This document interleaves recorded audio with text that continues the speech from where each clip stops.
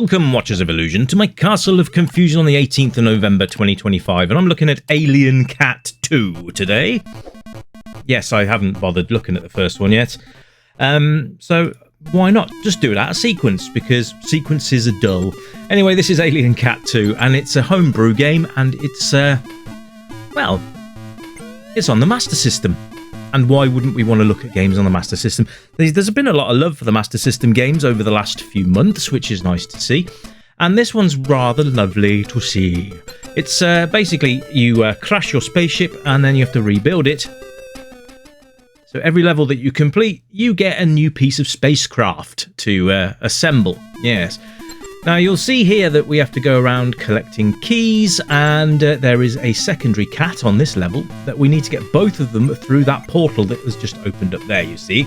Now whatever you do on the one cat will happen to the other, so if you go up, the other cat goes up, if you go left, so on and so forth. So there's quite some thinking to do, because it's not going to be an easy task. We've got, obviously, when we're just a single cat on the screen, not such a problem. Like here, we can just guide this cat around the screen and we can collect the keys and we can finish the level without too much problem.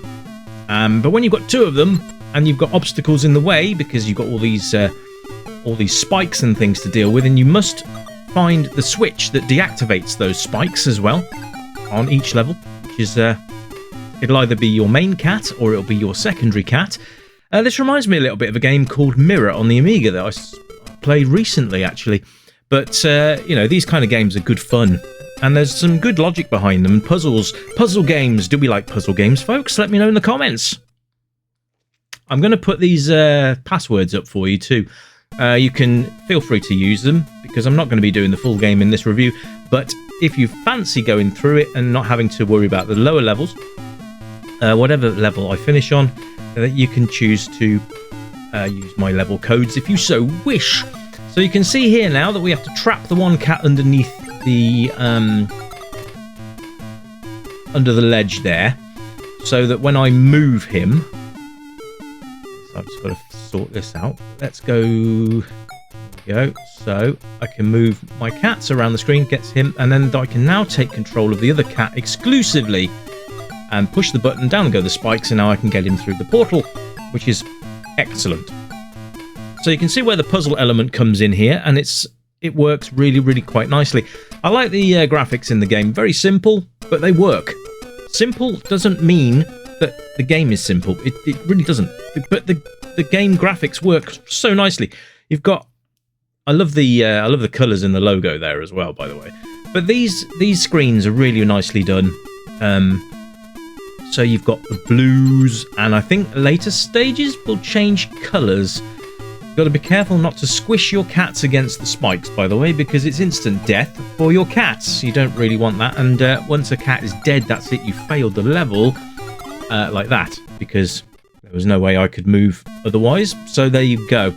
Yeah, so you've got to be careful, and you've got to think out your levels a little bit, just so you're not killing yourself or one of the cats. If one cat dies, that's it. That screen is over with. And you'll need to be a bit more careful on the next one. But it doesn't actually penalise you too badly. You've got infinite lives, so you can just continue playing. Just remember to note down those level codes so that you can restart from where you left off. Now, I can't go across there and get that, because if I do, it'll be splat the cat. But I can go over and push the button. There we go. So there we are. But yeah, the animations on the cats are quite cute. They just sort of bobble along as you wander about the screen, and then you can just push them through the portal like that. Very nicely done. So animations are nice, and yeah, I love the fact that you have to build your spaceship back up again. And it's not like a 5-screen game. You're gonna have to carry on and build that spaceship up. It's going to take you a little while to do. So for all of you out there that like your completions, then this one might take you some time. Now we've got landmines. So the levels are now going to start getting a bit more tricky. Not too bad when you've only got the one cat, but when you've got several or two cats on the screen at once, then things start getting a little bit more picky. So there we go. But yeah, it's a fun game, and I think that's the important thing about this game, is that it is fun, and it's going to take you a while to get it finished, and all that kind of palaver. So there you go, and here's another level code for you. The sound and the music in the game are very good as well.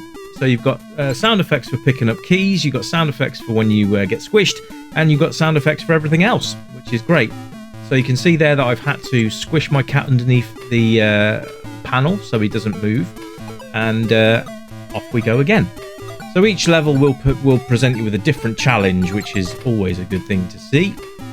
And yeah, this is a good game, and it's one, so I would highly recommend you going and getting it, because I do believe it is free right now from the author's website. So we'll sort that out as well. I'll put that in the description for you. But I love just everything. The animations of the keys bouncing up and down is really cool. When you stand next to a landmine, that also sort of pulsates as well. If you do get stuck on a level, just die and start again. It's the easiest way to sort of manage it. The controls are nice and simple as well. You've got left, right, up and down, and that's all you need. If you press the fire button on your pad, it will pause the game. And that's all you need to know about the controls. They work, they're consistent, and there's no input lag, which is also very nice. Now I can't, where have I got to go now? I've got to... my brain doesn't work at the best of times, and now I'm under pressure of reviewing and doing this at the same time.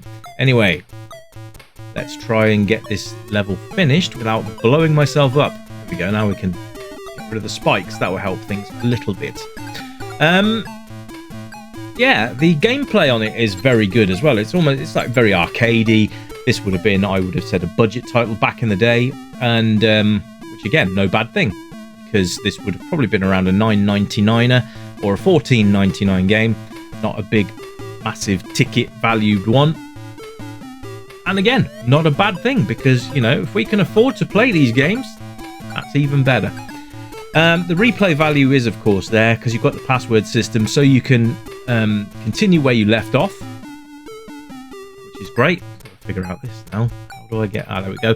The replay value is high because there's quite a lot to the game, and you'll want to come back and finish it. Just remember, like I said, to get those replay codes, those level codes written down or jotted down or screenshotted or whatever, and then you can just pick up where you left off.